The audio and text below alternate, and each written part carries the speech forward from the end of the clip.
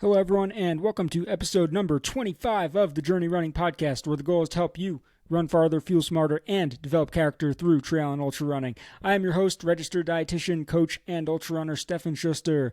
As always, I'd like to use this moment as a reminder to folks that Journey Running is more than just a podcast.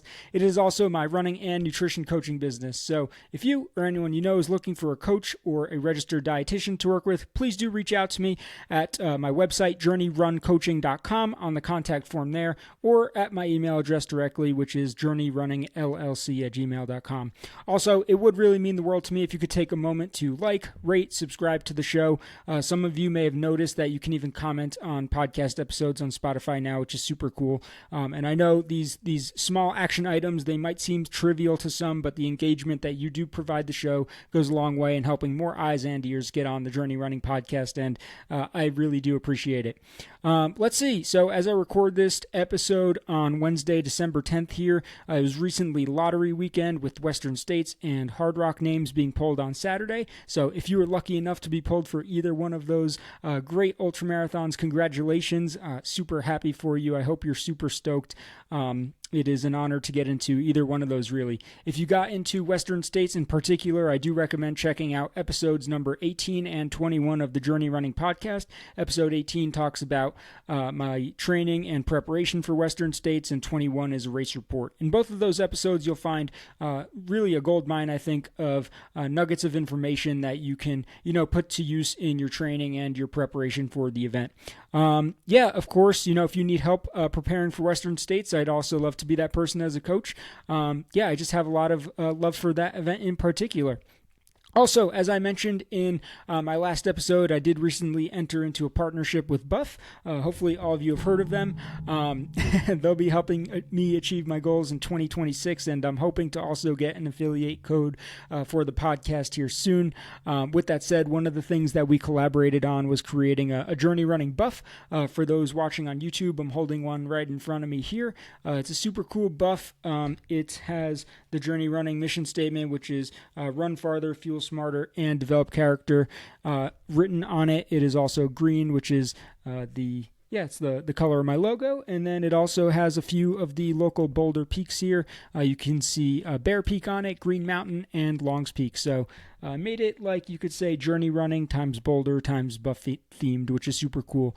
So anyone who likes, rates, I should say, subscribes, and comments to the podcast. So if you do those three things, rate, subscribe, and comment on the podcast, or just leave a review is what I mean.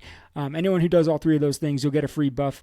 Just send me an email at journeyrunningllc@gmail.com, and I would be very happy and stoked to send one of those out to you.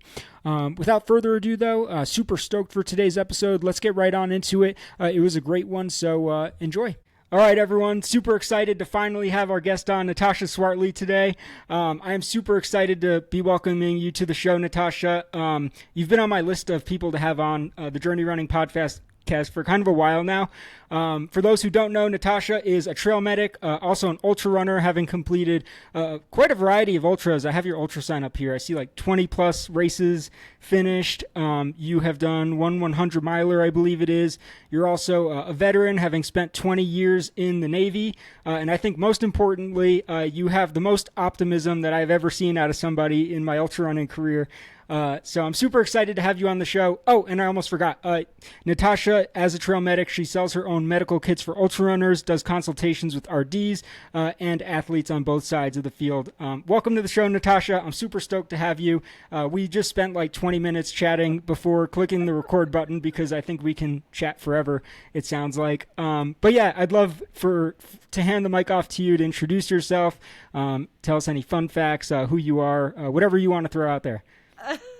Stefan, so fun to be here. Thank you. And that was quite the glorious introduction, especially since you pulled up my ultra sign up. I'm so sorry you got to look at that mess.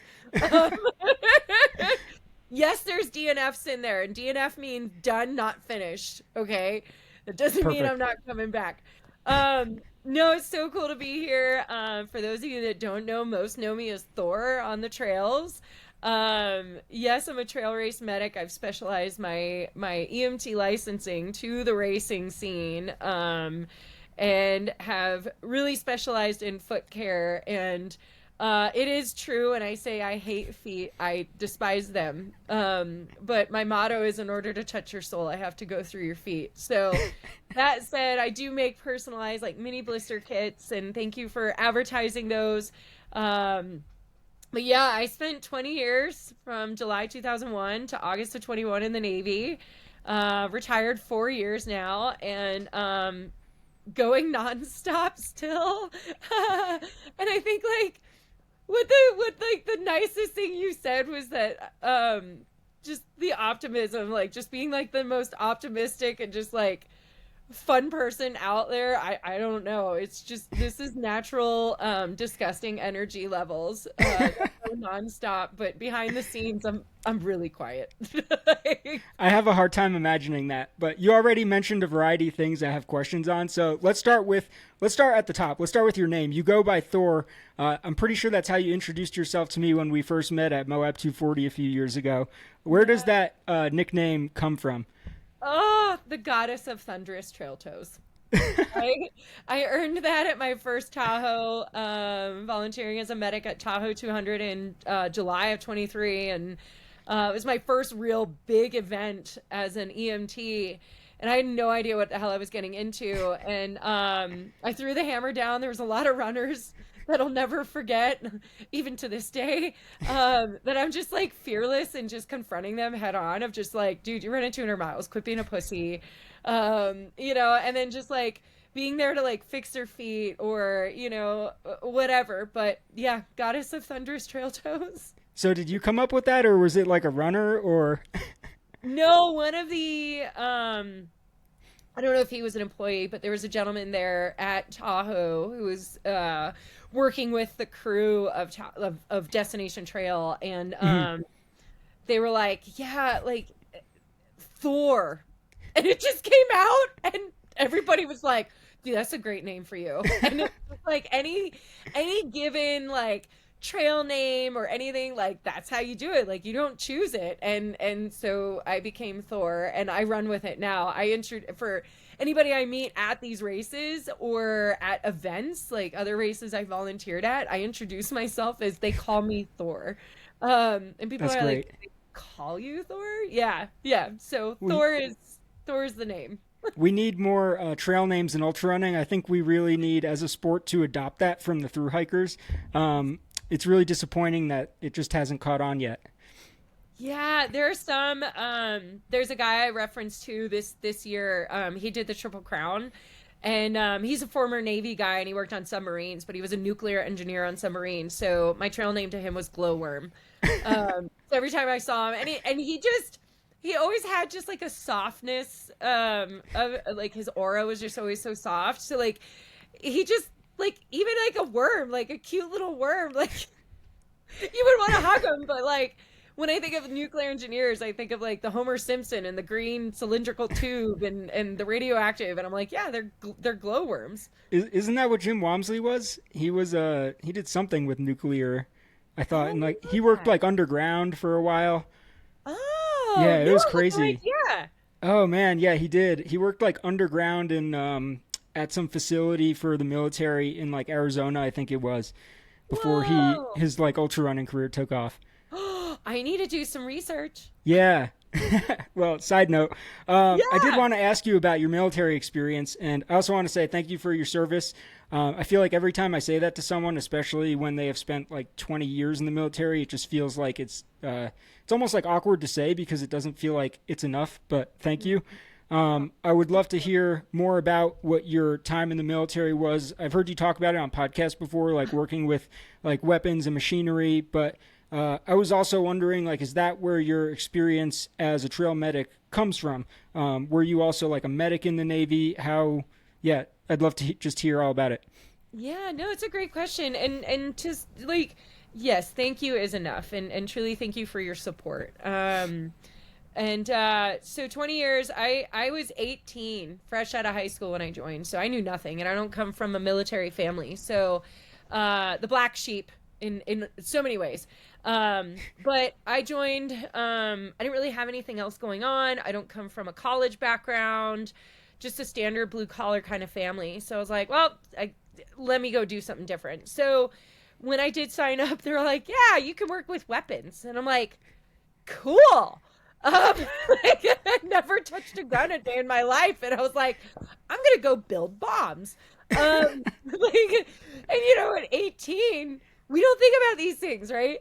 So normal 18-year-olds are going to college and they're going to further education. This 18-year-old was on their way to boot camp, going to a school to learn how to work with aviation style weaponry. And holy shit, not where I expected to go in my life.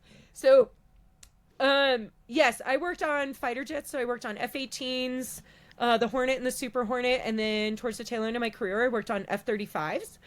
I was deployed on 4 different aircraft carriers. I was deployed to the Gulf 5 or 6 times. Spent a majority of my career at sea, but I was also doing a lot of land deployments. So I've been deployed to Nevada, Oregon, Vermont, Florida, Texas, different land deployments while working with fighter jets, and to also do some work with the Air Force and their aviation side. I also worked on a helicopter platform. I also did assembly, disassembly, building, storage, handling, logistics, loading, downloading. If you could do it with a weapon, I pretty much did it. The only thing I didn't push was the button to drop the weapon. But I've launched grenades, shotguns. I've dropped flares in the water, while in flight from a helicopter, and like did all these crazy things. And towards the end of my retirement, I was wearing multiple hats. So in the service, and I can only speak to the Navy, all sailors are firefighters, and all sailors are trained on some form of first aid or mass casualty. So working under pressure when you're deployed and being able to serve someone medical attention when needed is very important, because in the middle of a flight deck, when you have aircraft taking off or landing or turning or all these things are going on, you have a medical emergency, a lot of times you don't have the minutes to wait for our medical personnel. Like, you need to know what to do. So I was not medically certified as an EMT as I am now, but I was medically qualified in things like mass casualty. So I had experience with working with that, or working with our medical team to aid in patient care until they arrived. One of the things that drove my drive to go be an EMT is I had a near fatal accident in 2003 where my life flashed before me when I took a fall around 25-30 feet in a steel shaft. It was not a pretty thing, but it was, I mean, the injuries could have been way worse, but, to be at sea and for this accident to happen and the rescue efforts and everything that came to was what really drove me to fast forward to where I am today. Military service, outside of like me knowing what my job was in weapons, really taught me how to work under pressure, be able to follow the rules, be able to be disciplined in making decisions, and not afraid to make decisions, and not sorry to make hard decisions. And towards the end of my career, I was in a leading position. So I had 70 personnel that worked for me directly in a weapons capacity. I also ran the fitness program for 3,000 people. And then in addition to that, I was doing some work, kind of coincide like on the job training with our medical personnel, because I had signed up to go to NOLS, which is National Outdoor Leadership School, to get my wilderness EMT certification. So after I retired is when I actually went to EMT school. And then you take everything that you learn over 20 years, working with people, leading people, managing, psychology, and all these things, and you add it into what you don't know, and you end up learning even better. And then fast forward it to the trails, and you're dealing with people that are in very similar situations, or mental states that I had when I was in the service. So it all kind of circled, if you will, but benefits for those that are in my care, some folks might see it as very aggressive care. But you're strong folks, and that's why we are a little aggressive. But also, like, my heart and my passion are with this scene and with this family. So I'm not out there for any other reason because I want to be. And that was the same with the service, like that selfless sacrifice. I want to be here because I love being able to give back. Yeah, and that, oh man, there's so much to touch on there. My next question was going to be, how did your time in the military impact like who you are as a medic? But you kind of touched on that a lot. It sounds like there's a lot of overlap. And also props to you for, you had that accident in 2003 and you said you retired in 2021 from the military. So you got like right back on the horse and kept going, which that's really hard thing to do. My parents always taught me, like, if you fall off your bike, the first thing you have to do is like get back on the bike. If you have a car accident, the first thing you got to do is get back in the driver's seat. Otherwise you'll just be afraid forever going forward. But, you got like right back to it and, spent another 18 years in the service there. Which is, I think, a commendable lesson for people too. Yes. Just keep going. Like, just if your heart's in it, just keep going. And your parents nailed it. Like, just get back on that damn bike. Where does your optimism come from? I have to know. Is it just like very innate? Was it, overcoming obstacles in the military? Like, did that have anything to do with it? You've just always been this way, it sounds like. Yeah, there's parts of me that were suspended for many years. A lot of this optimism was there, but when you put a uniform on and you're representing something much larger than yourself, there's a level of professionalism that has to be maintained. And even without the uniform, I'm still in the service. And so yes, this optimism was there, and I don't know, I can't speak for them, but some of my sailors would probably say like, yeah, this bitch was cray cray and always happy all the time.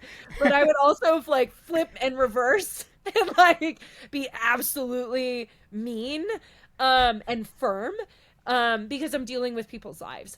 And but the optimism was always there, and even as a kid, I was very optimistic and upbeat. But like, it wasn't cool then in the early, like I was not a cool kid. I got picked on a lot. So like, there's that. But like, after I retired and I started to settle into this new world and this new chapter of life, like this unleashed, and I'm not letting it go. Like it serves its purpose well. And so I'm just like, dude, just let it fly. So this optimism is natural. There's no caffeine in me now. There was this morning. But no, this is what you see is honest to God, just truth and raw. And I think too, like some traumas I experienced in my life also drive some of this optimism, because I do not ever want to see someone ever experience what I've gone through. And so it's just like encouragement upon encouragement, and just the other half of it is like understanding psychology. When somebody wants to do something, they want support. They want to feel wanted. They want to feel believed in. And so understanding some of that also plays a part in this optimism of just like, you really do have this. And of course, some folks have become victims to my optimism. And, in the best way possible. Yeah, because it doesn't always come out like you're doing great. Sometimes it's like you're being a fucking pussy, get out and like go. And then they come back and we're great friends thereafter, And so it depends on the person, but it's there. And I think that really drives it too, is just knowing that like people want to be supported and believed in. And I'm absolutely here to believe in you. Yeah, that reminds me of like that Stephen Covey, I think it's Stephen Covey quote where like everyone, the sweetest word to everyone is their name. Like everyone wants to feel heard and believed in. And I feel like your optimism is personified by, if I remember correctly, you have like a Powerpuff Girls tattoo. I was wondering what the inspiration for that was. Every time I see you, I'm like, I got to ask her one of these days. So why not now? Oh my God. So it's a whole sleeve. So I got Powerpuff all three girls and Mojo, and I have to add in that Rainbow Bright is on the inside of my arm, and she's my favorite. But Sailor Moon and Luna, a badass Hello Kitty, and then a strawberry to represent Strawberry Shortcake, and they are my little heroes. But when it comes to like the Powerpuff Girls, Bubbles is where it's at. Like, and if you guys haven't watched Powerpuff Girls, just go watch an episode and you'll see what I mean. Bubbles is me. Like, yay, we're gonna go fight things. Like, just, you know, and then just get fierce when you need to be fierce, and then back to being bubbly. But yes, they are my little heroes, like all those that I mentioned, and my favorite cartoons growing up, and just, yeah, like, that's why I got them tattooed. I had to ask. Absolutely, no, please ask. It's like, I mean, I can't let you take a picture on the screen. No, it's okay. That's funny. Yes. Well, I also want to hear a little bit more about like your ultra running career before we swing back into some like medical stuff, because you know I think that one of the things that makes you so good at what you do is obviously you have like the military experience, and that helps you really relate and like gave you a lot of it makes you very like personable when you're interacting with people at aid stations as a medic, and you're really good at just meeting people where they're at. I can tell from experience because, you know, the first time I met you, I was like not in the best of shape at Bridger Jack, mile 100 of Moab, but you were very caring medic over there, and I appreciated that. But yeah, I think that the other thing that makes you a great medic is that you have ultra running experience. You're not just there with knowledge on one side of the field. You're also a trail runner yourself. So I'd love to hear about like how did you get into trail running? I know you ran your first 100 last year, which I remember being so stoked to see. I was like, man, she's already so optimistic. Like, what's she going to be like after she runs her first 100? Yes. Oh my God. So yeah, thanks for saying that, because sometimes I can be mean to people. So knowing that like I met you at face value, because like, yeah, you guys are going through some shit out there. So I try to see who's where you're at, but also I'm not shy from hiding the truth either. Mm-hmm. Which you need to know, like you deserve to know. So yeah, I went into the Navy in 2001. I have zero sports background. Okay. Like I played a season of soccer when I was 13, and mm-hmm. like maybe a kickball season at age 6. Other than that, I was worried about my hair getting knotted, or mascara getting smeared, or because we had bangs in the early 2000s and late 90s, I was worried about my bangs getting messed up. So there was no physical activity. Again, and you still joined the military, even with that. Oh, I couldn't do a push-up. I could not. I couldn't do a push-up. I couldn't run. Like, I had a panic attack in boot camp, just like, I can't breathe, because, like, I don't do these things. So it just highlights more of my black sheepishness, like, because I don't come from a fitness background. My family is not fit. They're mm-hmm. shapes, just not healthy shapes. And, like, so 2001, I'm in the Navy, and, like, I'm just doing what I have to do, physical fitness-wise, to get by, right? Mm-hmm. Tested twice a year. But now fast forward to 2008, 7 years in, I'm doing a recruiting tour, and my uniforms are getting a little snug, and I'm not in a location or in a financial spot to go buy new uniforms. So I was like, well, I'll just run to lose weight. Well, how I did it, I don't recommend. And you're a dietitian. I don't recommend taking all these supplements to try and help you lose weight and run. Not cool, but it worked. I agree. Yeah. And I was like, wow, I ran a 5K, and that was my longest distance ever run in one sequence. And I found that like, I liked it. So now we're going to fast forward, because like there's so much more in between, but all the way to 2015, I moved to California. I was living in San Diego, and I started running trails for the first time, like official trails. From Virginia Beach area, they do have like some areas down in First Landing State Park. They're beautiful, like forested area, but not trails. So when I moved to San Diego, I got to experience trails. And let me tell you, my ego was very quickly humbled. Because I was running like solid 7s, 8s, road paces in Virginia Beach. And I come out and I'm pissed off running 10, 12-minute miles and like dying on a trail. But I fell in love with it. The community, everybody, it was just so welcoming, so fun. So like, they're all like, yeah, we're going to do a night run. Do you want to like go out and do a night run? And I'm like, oh my God. And they show up in like jingle bells and lights all over their bodies. And I was like, this is just so fun. Like, where's the fun before? My first ultra was in 2019, the Tillamook Burn 50 miler. It was brutal. I didn't know about fueling. I didn't know anything. And I trained for it on a treadmill while deployed. It works. For those that don't know, it works. But I retired in 21. The world took a dump after that. And so in 22, as I too am coming out of like a real deep and hard depressive state, I started to turn to trail running again. Not because the trails can be fun, because there are very hard moments, but because the people always want you back. You feel wanted, you feel welcomed, you feel accepted. And it's hard to leave that.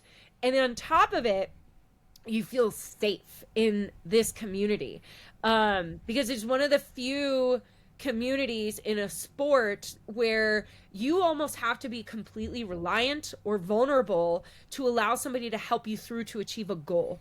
And just like the military, that's kind of the same thing. So that familial piece of it is what keeps me in.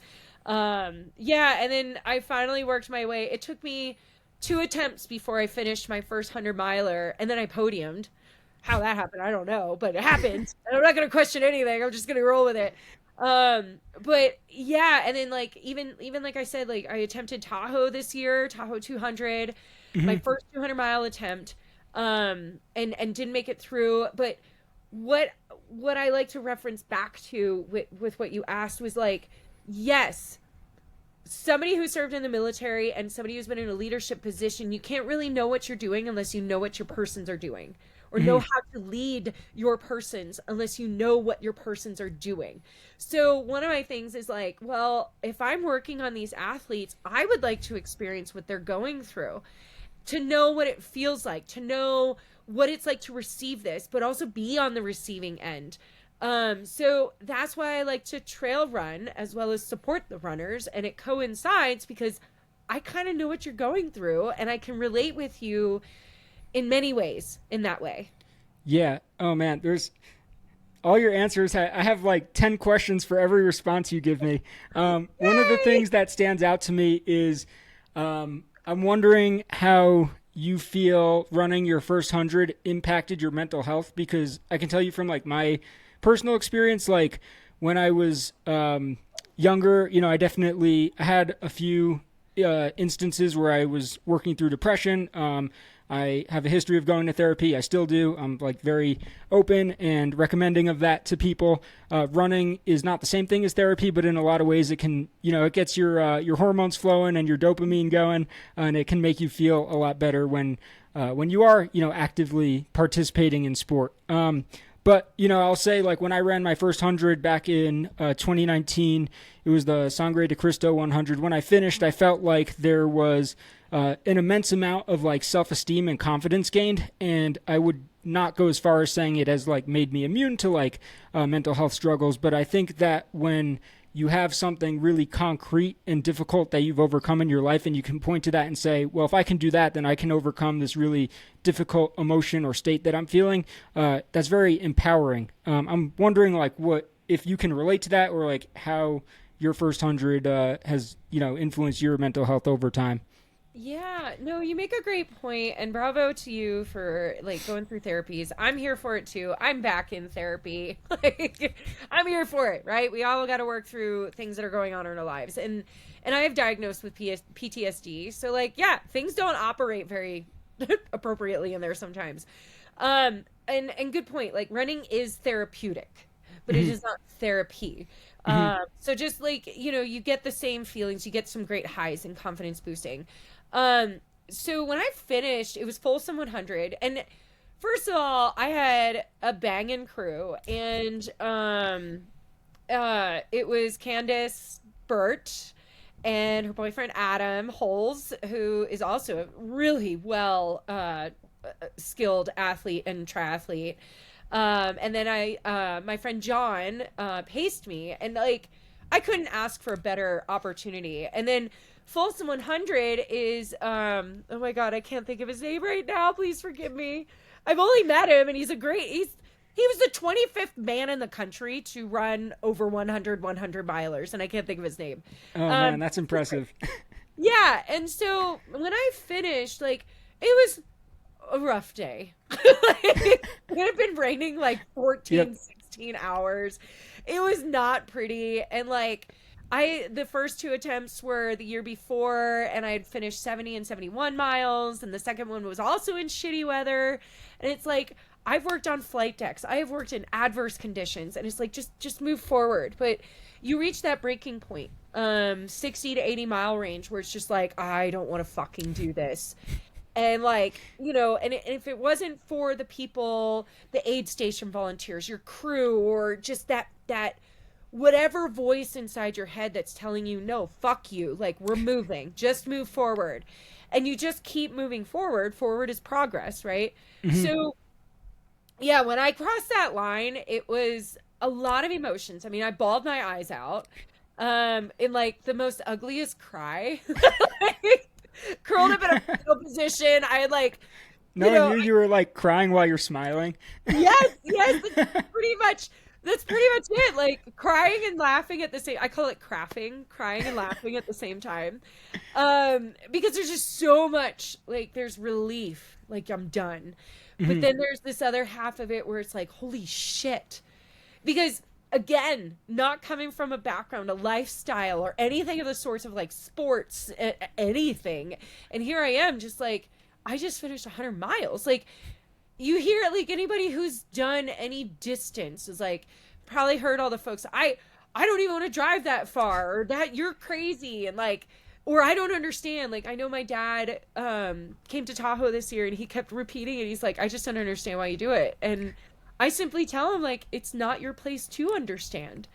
Because, like, we don't understand why we do it sometimes. Yeah. For me, it was just like, wow, I did something hard for me.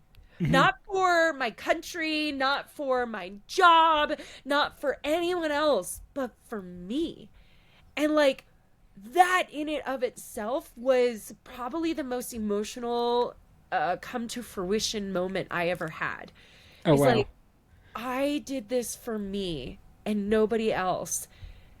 Like, and yeah, like that's what came to me. And that's what sits with me is like going into these other events, other races, like I'm doing this for me and nobody else. And wherever I end up, it doesn't matter. I'm not here to prove anything. And that was the biggest relief.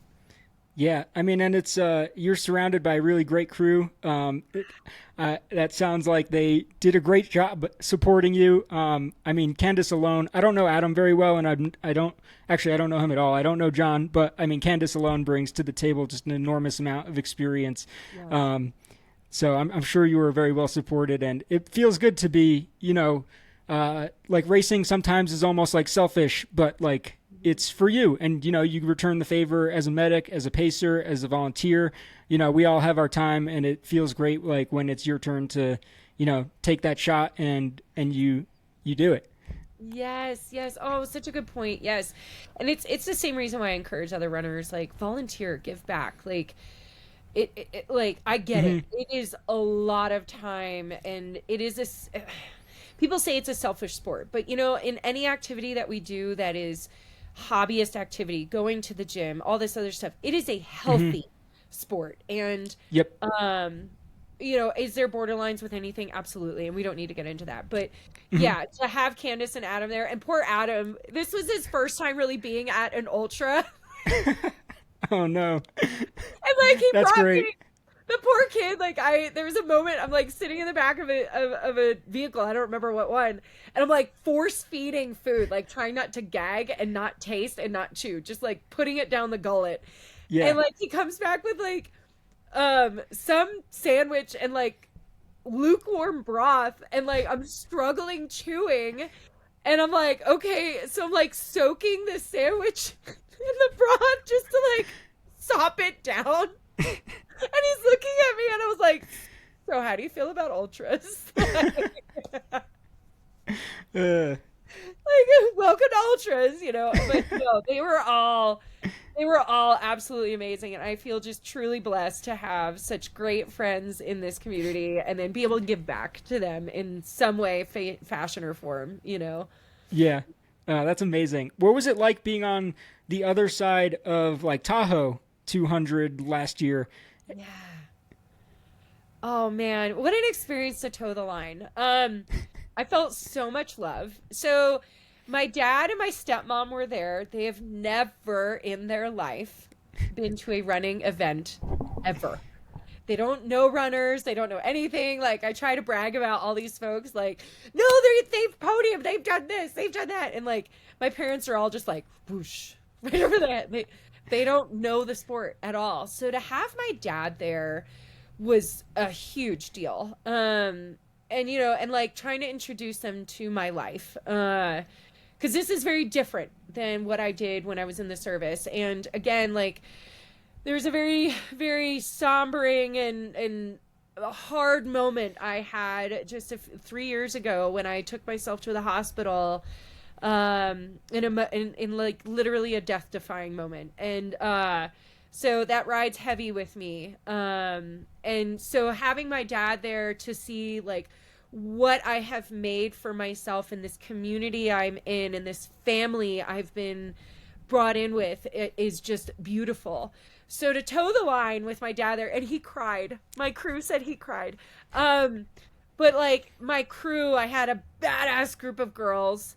You know, some who have ultra experience, some who do not. But regardless, they were all there to support me.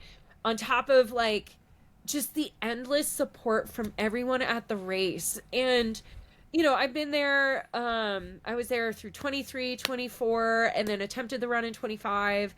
And like, I felt no guilt stepping out of the medical zone, and instead was just encouraged and, like pushed and cheered on and even yelled at because I fixed one of my runner's blisters. Cause like I was running in tandem with my buddy Trev, and like he had a blister, and I'll leave names out, but the medic at the aid station, like, he's like, no, you're not fixing blisters. And I'm like, I want to get us out of here. I just want to put tape on his foot and like leave. Cause we're on our way back to home. Like we're on our way back to Heavenly. I just want to get the fuck out of here. And like, we don't need to wait for you. Yeah. So I got yelled at. I was going to say it was breathing issues over there.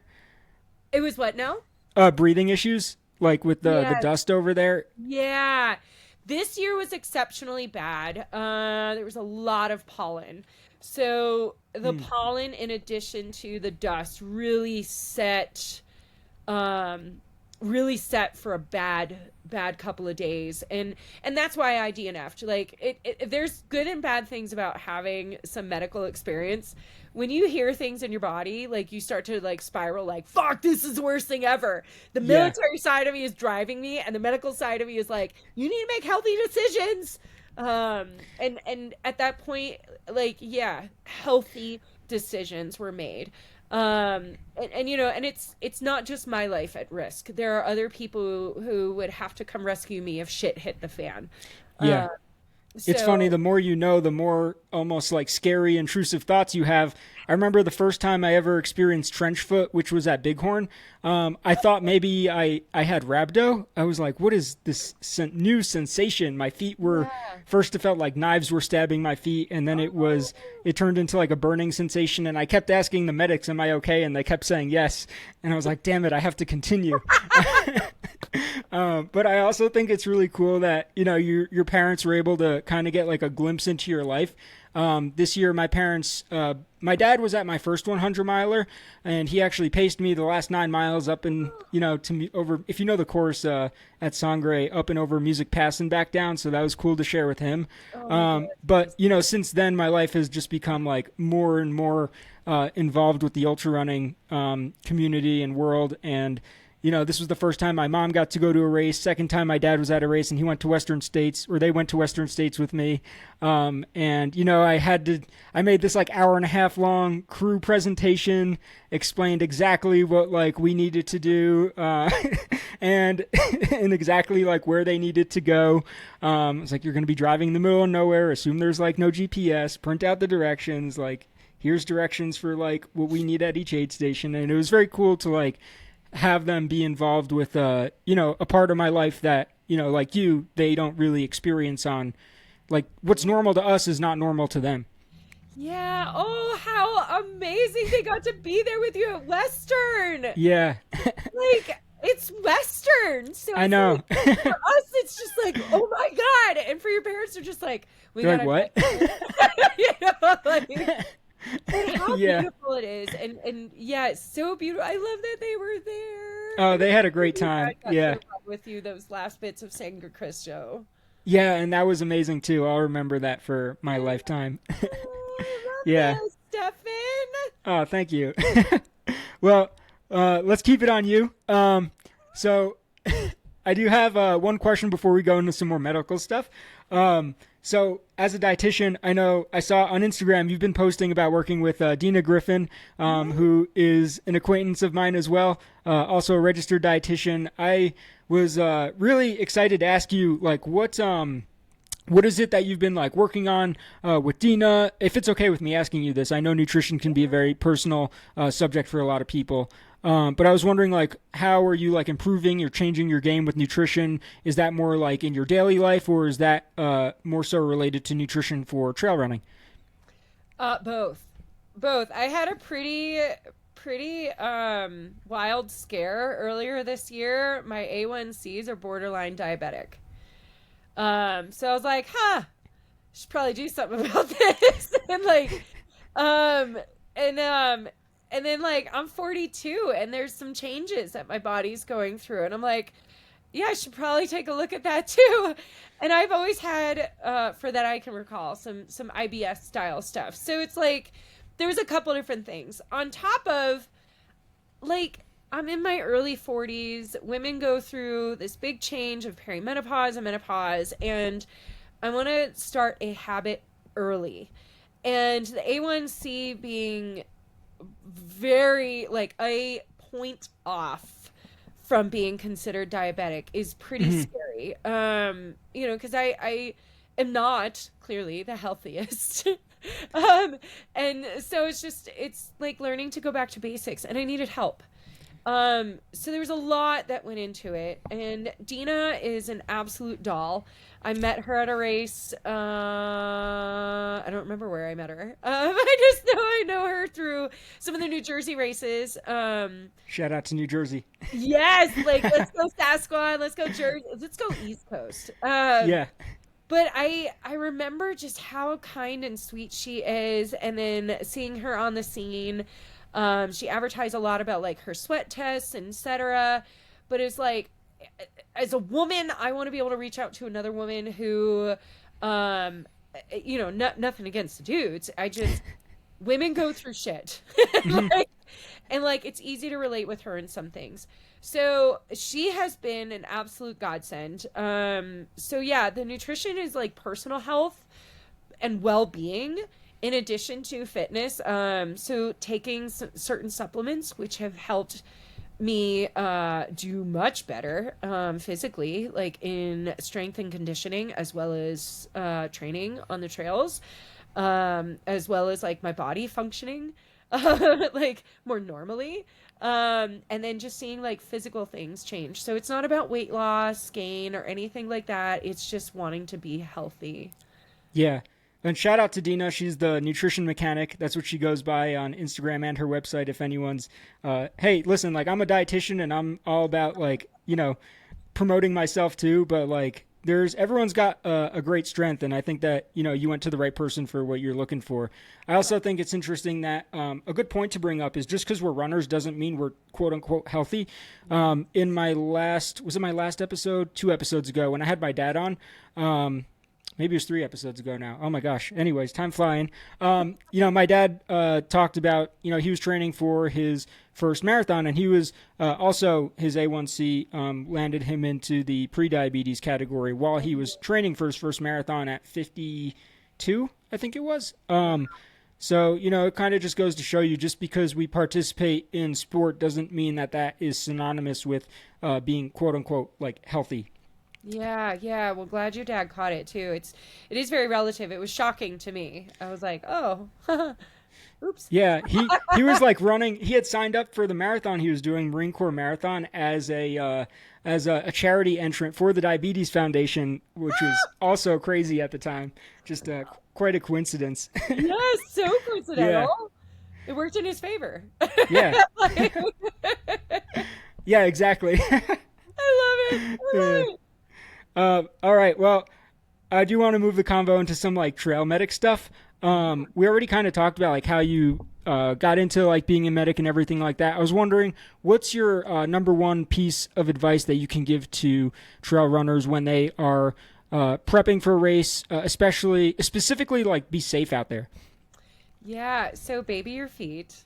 Go get the pedicures, soften them up, get rid of the callus, cut the toenails. If you grow mountain peaks for toenails, file them down, smooth them out, like the whole works. Baby your feet. Your feet do a lot of work. They're what's going to take you through the course. They're going to be the things that feel the pounding. So take care of your feet. Baby, your feet.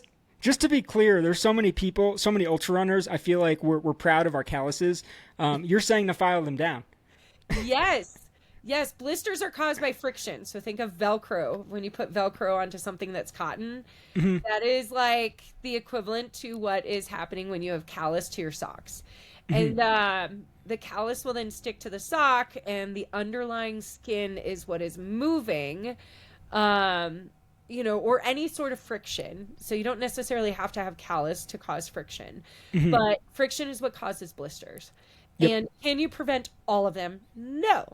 But can you do your best to prevent most of them? Absolutely. So getting rid of those calluses, and I know they're trophies. I, for one, carried a lot of callus trophies. Hopefully not literally. Yeah. There's people that save their toenails, so watch what you say.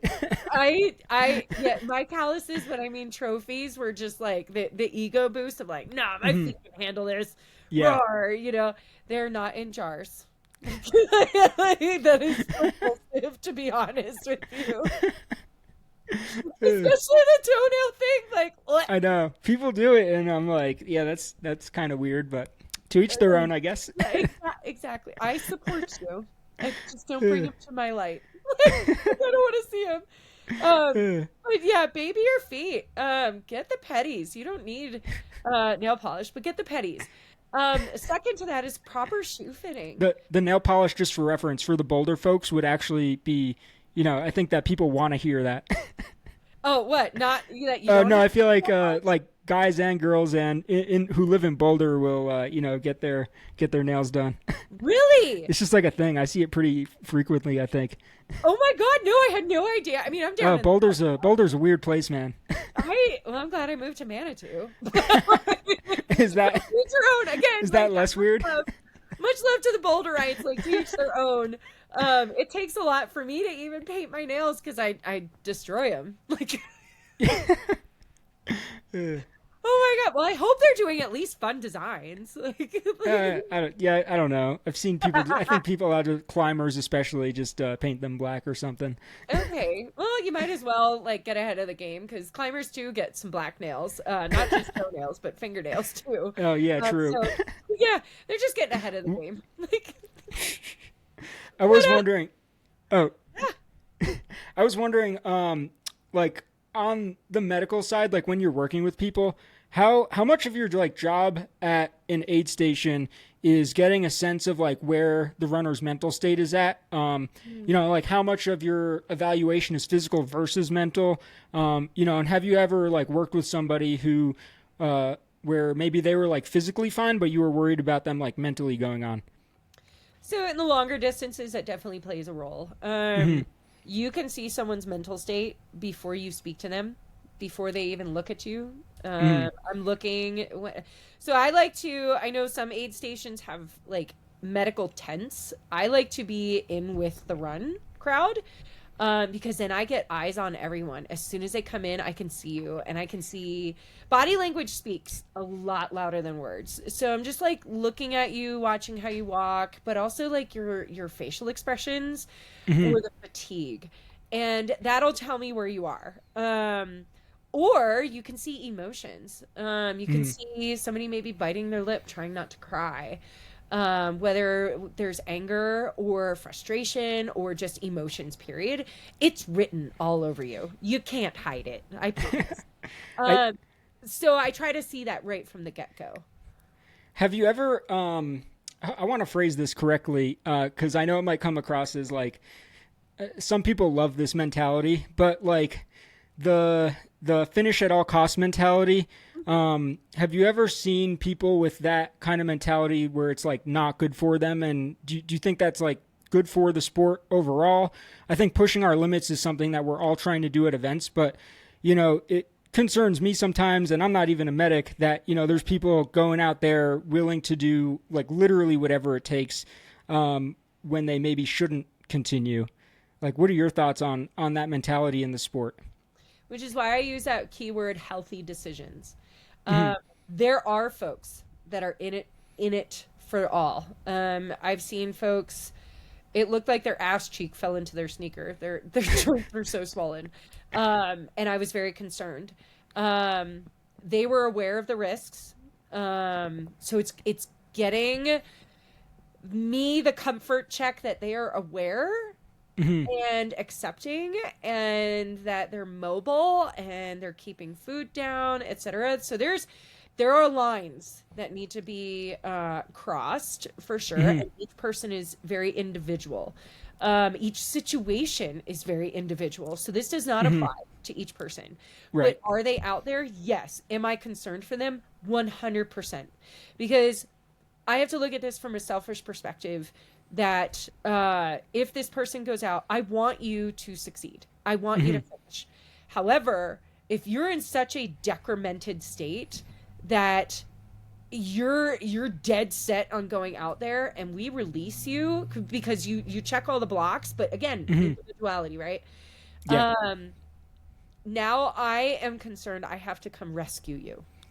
Gotcha. So, and it's not just me to come rescue you. We're talking full-on rescue efforts if in the event that needs to happen. So that's where the concern rises of like, okay, are we making not right or wrong decisions, but healthy decisions? And I mean, the person that this is involved around, crew, the medic, and it's not just me because there's other medics too, and if it goes up to our medical director, and making healthy decisions. And I stress on healthy because healthy is never right or wrong. There's no black and white. Healthy is justifiable based on how you're functioning physically, mentally, emotionally, and are you able to make safe decisions? So yeah, it does raise concern. Like I am one of those that has a do or die mentality to some extent. I've learned that it is okay to make healthy decisions, withdraw, and say, I am here to live another day and reattempt this race again. Hence, done, not finished. I love that. I think that's what maturity is. It's learning to make hard decisions that you don't want to make, but you make them anyway. There was like one particular race when I was younger, 2020. It was my second 100, the Bear 100, and I finished. And the next day I went to an urgent care and I was on crutches because my shin it was just like the nastiest shin splint ever. I was like limping it in pretty badly at the end. But back then I was like, that was 5 years ago. I was 25, I was young. I thought I had an ego that needed validation, and that validation came from being tough. And so, you live and you learn. If I'm in that situation again, I'd like to think I would just take the DNF, but it's hard because at one point in my life that served me, that mentality served me, and now I'm like, that was like not smart, but like, everyone's got to figure out that line that serves them or not. Yes. It's complicated. It is. Which is why I stress on the individuality and like that moment, the person, like it all is specific. Yeah. But, like your body is one body. That race is going to be there. What are medics allowed to pull runners, or is it like the decision like 100% on the runner to continue or not continue? Again, there's going to be specificity to it, but if you are in such a decrepit state, we'll pull you. Okay. Because again, safety, healthy decisions, etc. So there's conversations that happen behind the scenes with each specific person that's reaching a point of concern, of concern. I have withdrawn persons from a race, and it is heartbreaking. It's not something I want to do. And in fact, it's quite opposite of what I want to do. However, if your safety is at risk, or an injury is beyond what we can manage, we don't have x-rays, we don't have medication, we don't have any of those things, so we can't really tell what's going on. Right. You need to make a safe and healthy decision, and sometimes it has to be made for you. That leads to, I think what is an interesting question is, should runners be afraid of medics then? No. There's definitely a stigma. And I'm hoping and I'm starting to see that change. So I just want to say I asked that question because if I have that question from time to time, I know somebody else listening to this also has it. Yeah, no, it's a fact. Because like even when I started volunteering at the trail races, I was trying to break that stigma. I am here to support you. I do not want to see you out of the race, but if we have to make a healthy and safe decision, we need to make that decision. But we can't fix what's not broken. Nor can we fix what we don't know is broken. So that said, we are here to support you. Don't be afraid to talk to a medic. Okay. I do have a story I'd love to tell you, which is like, it'll give you some context as to like why I'm asking you some of these questions. And it'll also give some context for a few more questions that I have in a moment. Actually, my Moab 240 in 2023, the first time I met you, is a really good example. The reason is because, the first time I think I really interacted with a medic there was you at Bridger Jack. Bridger Jack, mile 100. And that section from the island to Bridger Jack, it's like 15 miles. It's always like super deceiving. That year we had the solar eclipse. So when I was at the island, I was actually at the island. I put a beer in my, I don't recommend people do this, but I put a beer in like my, my drop bag for it. And I'm like watching the solar eclipse with a beer, having a great time. It got like pretty cold out. So because of the eclipse. And so I didn't take enough water on that next section with me. So I showed up at Bridger because that section it's rolling. It looks flat on paper, but it's always deceivingly hard and it gets hot, especially when the eclipse started going away. And so by the time I got to Bridger Jack, I was probably a bit dehydrated. It had gotten a bit hotter. It was like hot in the sun and cold in the shade. That section always seems to be that way for some reason. So when I got to you, I had like these really nasty chills, which just for me personally, that happens like very frequently. I think that's really common with ultra runners because, the way your blood flow works, it goes to your skin to cool you off when you're hot. And then, if you stop moving, now your organs get cold, so you start shivering. And so, that was very normal for me. And I told you that, and you were like, okay, thank you. That's great, like, information. And you took what I had to say into account. And I was very appreciative of that. Now I'm going to flip 100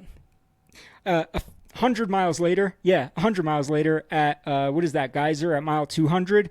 I'm not going to say the medic's name. I don't even know who it was. But anyways, I have a very long history from, like, the time I was in maybe first grade or something of getting nosebleeds. And, I got to Geyser at like 8 p.m. and I was like, damn, if I like continue through the night, I am going to like have to sleep on the trail. So instead I was smart. I took a nap like 3 hours there, woke up.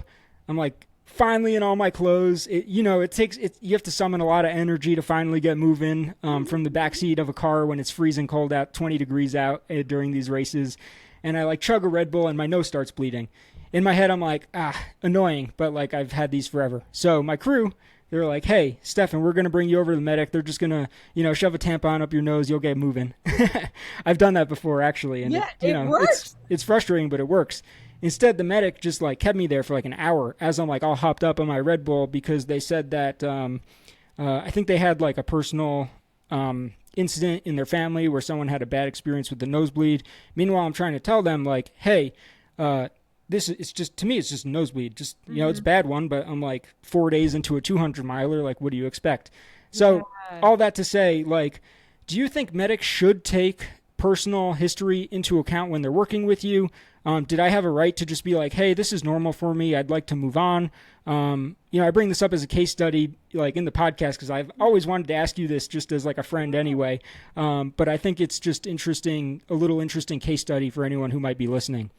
Yeah. So, and each person is different, right? And I'm not going to say that the decision was right or wrong. Because again, healthy. When it comes to medicine, there are right and wrong decisions, and then there are healthy and unhealthy decisions. That's life in general. I can't speak for this person, and I can only speak to things that I've experienced as a medic on the course, and nosebleeds are common. History of a person is definitely crucial to know, and should be asked. Like, is this normal for you? Is actually a common pre-hospital or hospital-like question. Hospital, I'm just speaking medical in general, but so asking if this is normal for you. Do we all have our own personal experiences as medics and things that we've experienced in our lives where we've seen some worst case scenarios? Absolutely. But again, this is independent to the person that we are seeing. So yes, your personal history, and you don't need to get into full detail, but your personal history definitely does play a big key in whether or not, like, okay, how serious is this? If this is abnormal, that's gonna be a bit concerning. But also, you're in the desert 4 days. Like, there's some commonalities of getting nosebleeds in a desert, dry climate, cold. Your nostrils are getting dried out, and there's just so many other elements to it. So yes, those questions definitely should be asked. Absolutely. So, and if they're not being asked, like, that's a conversation you can have with that person too. Like, hey, I just want to let you know, like, you can feel comfortable with me. Like, this is normal. This is my normal for me. And you can justify it in that way. So, I forget some of the words for it, but advocating is like advocate for yourself. Sometimes it's just like hard to find the words. I remember being at mile 200 and I'm like, I've come this far. I just don't want to say the wrong thing, and be like DQ'd for not trying to be rude, but also like advocating for myself. Totally. Knowing that, I've had my nose cauterized twice when I was in like 5th grade or whatever, like adenoids taken out. I was like, this is like not a big deal, but I was like, maybe it is. And I like, don't realize that. I have no idea. Yeah. And some of these medics, they are fantastic people, and their support there is truly leaves me speechless, right? To have every single one of them there. And sometimes they don't have experience in this realm of trail running. They're there as a service to us, as a volunteer service to us runners, and they might not have this experience, so they might not be able to put all the pieces together that this is normal sometimes. It is abnormal in some cases in a non-running environment. So that's something to keep in mind as well. Yeah, that's a really good point. Like, most medics, I would imagine, don't have like a business and aren't around it as much as you are, I would think, because you work with a lot of organizations and you're around this just day to day. It's probably pretty normal to you at this point. Yeah. And I think in some cases it can be scary because, like, you can get complacent when things seem normal. Like, these small things like a nosebleed could seem very normal. But if a nosebleed that doesn't stop, or whatever, that's abnormal. And so when you like, it's walking a fine line of complacency, and that's with any job field. That's not just medicine. True. But yeah, not having the specifics or experience in a trail running event or ultras or whatever can really challenge someone who's not familiar with it. Is there anything that you see like every time where it's like, okay, if somebody has this problem, like we got to pull them and they need to go to a hospital? Symptoms of rhabdo, major joint issues, like, which restrict you, like body joint movement, which restrict you from being able to move. Unresolved vomiting and diarrhea. So if like sleep doesn't help you keep food down, like that is a really, really, that's a hard one, because like that's because that's a very scary one. Because you're being dehydrated as we speak, you know? Right. So those are the three biggest ones that I see out there, that you would pull from, like obvious injuries, you know, bone breaks, etc. But yeah, the hard ones are your rhabdo, in like physical issues of not being able to be mobile, and then vomiting, diarrhea. Yeah, that's, I knew you were going to say, or I figured you were going to say rhabdo. Yes. I don't know. I feel like every so often somebody will tell me a story about somebody peeing blood and like they still want to continue. And I'm like, live to run another day. Literally. Yeah. Can it be shifted? Yes, but that takes time. Yes. So you have the too much time for a race. Yeah, and I've seen it shift, very rarely, but I have seen it shift. But it is very scary. So, this, like, it's one of those things, again, specifics, right? Independently specific to a person and the situation. Yeah, that's all very good points. Yes. I know we're coming up on an hour, plus we chatted before this, so I want to be respectful of your time. I have a few more questions for you that I'd love to hear about. So, you know, you're a trail medic. You've been able to make this into a business. You've turned, I would say, your superpowers into a business, really. You're doing this for Destination Trail. You're doing this for, I don't know all the race organizations you're a medic with, but, you know, you've essentially started an entrepreneurial journey over the last few years. And I was wondering, like, what that has like looked like for you. And yeah, I was just wondering how that all started and how that's progressed over the last few years. It's really interesting because getting my wilderness EMT, and I worked in an ambulance corps, and when I started volunteering at the Sasquatch races in New Jersey, I saw something I hadn't seen before as a runner, and it's just somebody who knew how to handle runners in a running environment, which is when I got to Tahoe and put that into application, working with the runners, and then there on out, like, it's just become a passion. And to know the specifics that runners go through, not just as a runner myself, but seeing them through. I mean, I was at 5 aid stations at Moab 240 this year, so it was a lot. So I'm seeing them from before the start and through, you know, a little bit of the finish, and like, yeah, you see them through all stages. So my business, like, I simplified it down to making blister kits, you know, but that's the product. What I really love doing is talking with the athletes, doing the consultations. I've had some folks reach out to me. We do Zoom calls. I've been reached out by a race director and done a Zoom call with the race director and their runners, asking specific questions, how to take care of themselves. And what I love the most is that I'm not providing a physical product. Yeah, I have blister kits I will make you, but I'm providing self-autonomy to take care of yourself on the trails. And so I work with Destination Trails. I work as the medical director for Copper Kings now. Oh, cool. Oh yeah, dude. Oh man, I got questions. Yeah. Yes. And then I've been working with Mad Moose as well, like just more Mad Moose is just like supporting the race in general. So with that said, it's like and then I just pop up and volunteer at races. Like I was at Hard Rock and Hilo, and like just other races, just because I love it. But also just like, yeah, I just, for example, I just non-runner race related, but Women in Ultra Running has a chapter up in Golden, Denver, Boulder area, and they asked me to come up and just kind of teach like personal self-care and first aid on the trails. I'm not certifying anybody, but we are just going over like how to take care of yourself. And like, that's a win for me to know that somebody can walk away knowing that they feel confident and have the self-autonomy to take care of themselves.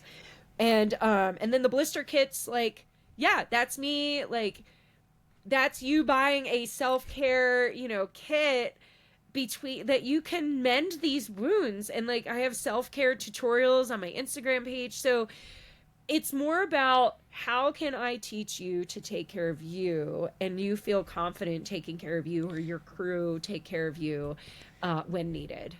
I love that. So, when I do like running coaching and like nutrition services with runners as a dietitian, one of my goals is I don't want people to feel like they need me for a coach forever. Like my like advertisement essentially when I'm like doing a consult with someone before we start working together is I want to make you self-sufficient. Like the average ultra runner is only in the sport anyway. For most people are only here for like 3 to 5 years. I would say it is like there are in the 200-mile scene. That's probably not true. I think there's a lot of like repeat offenders in the 200-mile scene that like are here for, like we're here forever. But most people I don't think are for one reason or another. We don't need to go into that rabbit hole, but I think being self-sufficient and understanding the why behind you do things is like super, super important. And it's funny you brought up Copper Kings. I would love to hear what your experience is over there. Working with West Plate, and this is his second year doing it.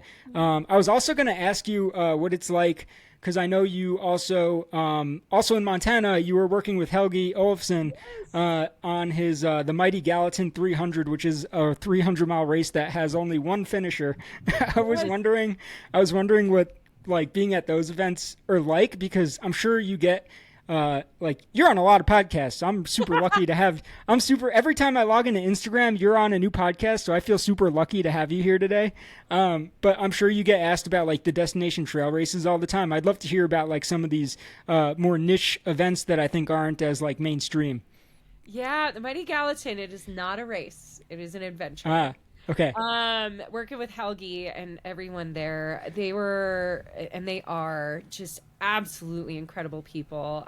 Athlete just feels understated, because they're more than just that. We really grew a bond with all of each other, and, to witness the only finisher of this adventure, was incredible. But the entire event, and Helgi is an absolute darling. So, to be there with all of them and to witness it, to support it, was exhausting and thrilling. And then same with the Copper Kings. Like any of these events that I'm at, like the military side of me is like, you can sleep when you're dead. And eventually I do sleep. I do, I assure you. But yeah, the Montana is just, if I didn't live in Colorado, I'd be living in Montana. So to be up there, not just for like the cool adventures, like selfish adventures to be in Montana for, but to be there and witness these people, just these incredible people, do incredible things and achieve incredible feats, in such gorgeous territory. Copper Kings, West Plate is an icon in the 200 series. He is an absolute gem. And when he asked me to be his medical director, I'm pretty sure I cried. This was his inaugural year, 2025, and we are gearing up for 26. Registration is open. Butte, Montana. I love Butte. It is a unique place. It's kind of a shithole, which makes it even cooler. But it is a copper mining industry, an icon, and there's just so much history. And to encircle this city and this really large piece of American history, is pretty incredible. And this year, like its inaugural year, was amazing. We had an incredible group of medics up there, the volunteers, his whole family was there, just awesome. And the event is beautiful. The trails are gorgeous. Like, yeah, it is one worth running for sure. That's cool. It's on my list. Yay, good. Definitely on my list. It's a good one. Yes. No, I'm super excited. I hope Helgi keeps his Gallatin going, because I do want to get there, hopefully in one of these years soon too. But I thought he posted something like this was the last one, so I'll keep my fingers crossed. Fingers are crossed with you. Oh man, there's like just so many great events in like that June, July timeframe. It's like, how can I like make them all happen as quickly as possible? Because I want to do them all. I know the feeling. It's tough. Oh man. Well, I have okay, so I have like one more question, and then I want to make sure we give you a moment to plug in your businesses and where people can follow you. But first, before those, I do want to commend you, Natasha, for being just your endless optimism, just spreading positivity amongst the community, for being great at what you do, and being a really cool person. And we've met each other quite a few times. I feel like over the last few years now, but it's always been like more shorter conversations at races here and there. So it was cool to finally sit down with you, but I'm at my standing desk and chat things out a little more. But I do have, so you're the first person that gets this question. This is the Journey Running podcast, and I've been trying to think of a question that really encompasses like what, journey running means.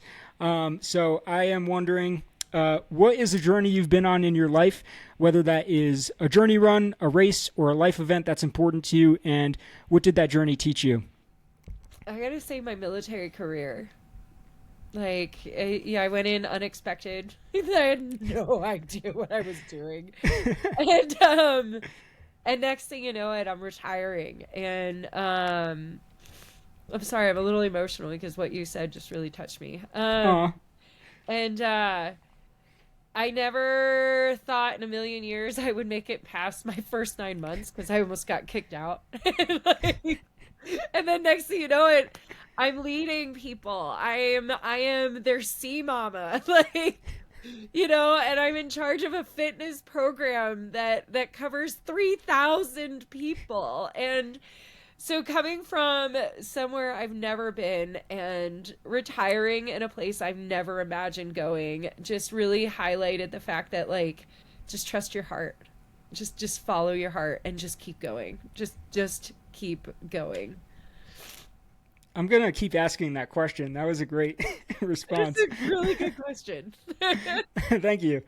All right. And before we end the episode, I want to make sure that you have an opportunity to, let people know where they can follow you at on social media. Where can they follow your adventures? Where can they reach out to you for a one-on-one consult, whether they're an athlete, a race director, and where can they find your medical kits? Yes. So before I touch my base, I have not forgotten when you first told me, because I asked you, I was like, is your name Steven or Stefan? And you made sure to tell me it was Stefan. This day, I have not misspoke your name.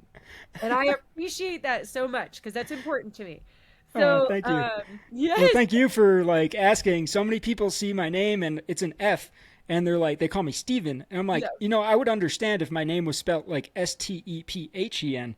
But where do you get a V out of the F? Anyways, sorry, go on. Nope, I haven't forgotten.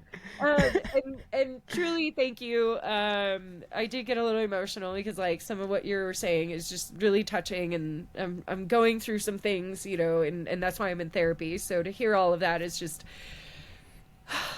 emotionally hitting. So for folks listening, you can find me on Instagram. I have 2 pages: Wonder Lost Unicorn, WONDER Lost LOST Unicorn, and Thor Trail Race Medic. You can also reach out to me on my Thor Trail page, on the Instagram page for the blister kits. I do have an Etsy page as well.